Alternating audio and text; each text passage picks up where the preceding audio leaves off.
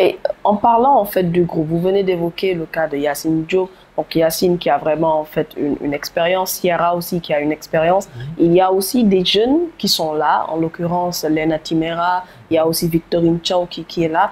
Comment en fait vous pensez que cette équipe-là peut vraiment nous apporter ce sac-là que nous attendons depuis 2015 quand même?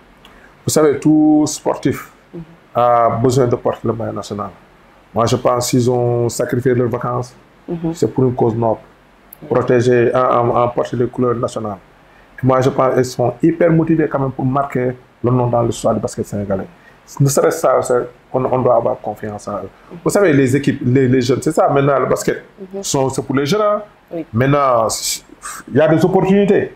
Les opportunités, si je prends l'exemple de Didi.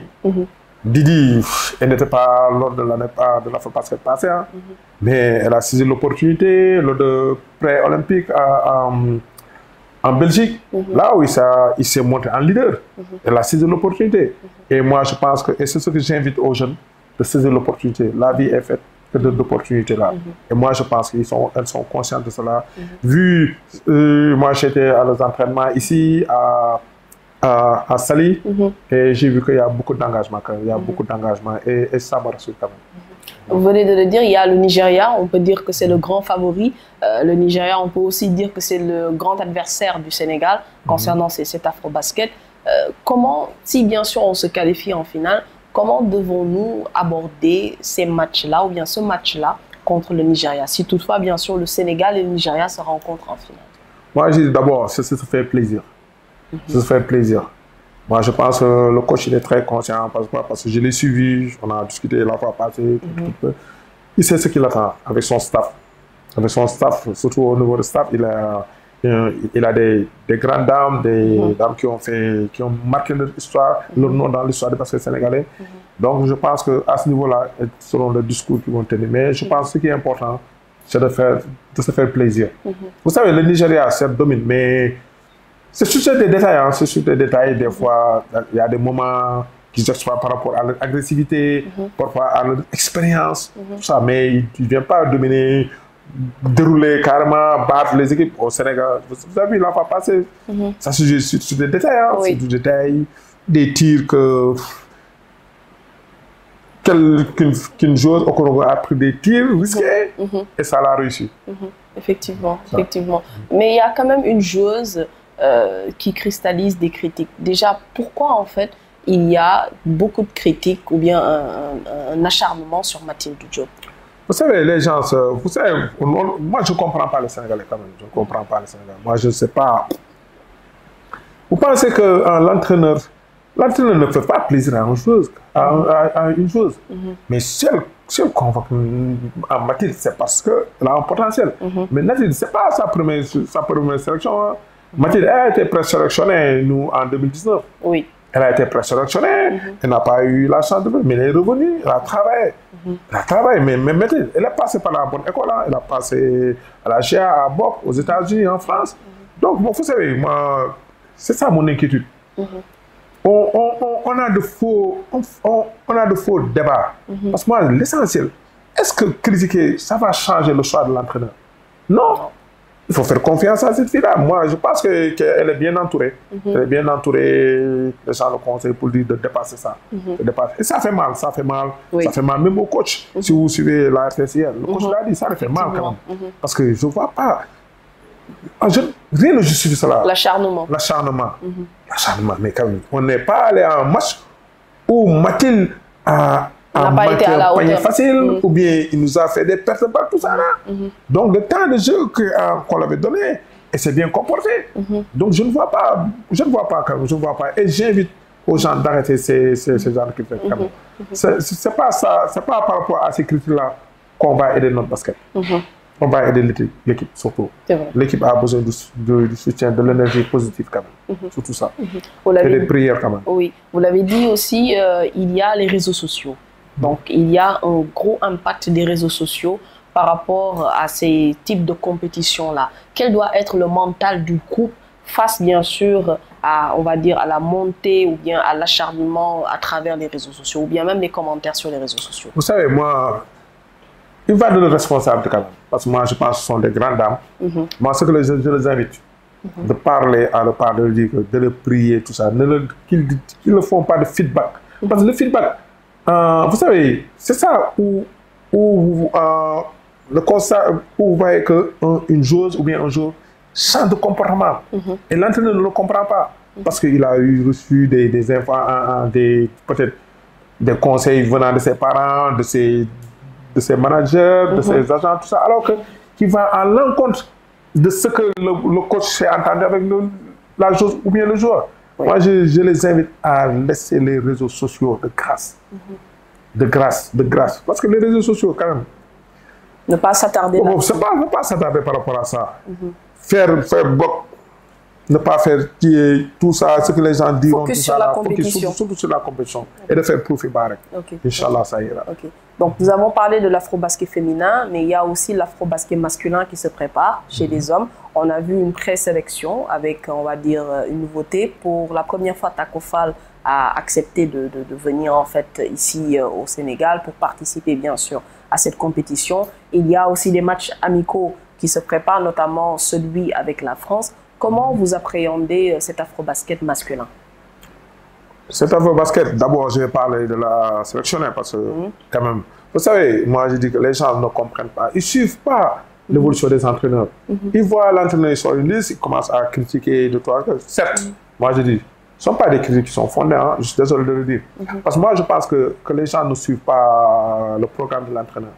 Dengagne et son staff, ils avaient fait organiser un regroupement l'année passée, d'été.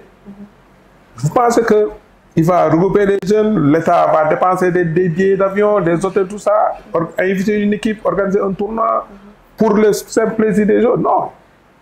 Le staff de l'équipe nationale masculine, ils ont préparé le groupe. Ils ne sont pas en présélection où on ouvre une liste de 42, de 20 et quelques. Non. Lui, il connaissait son groupe.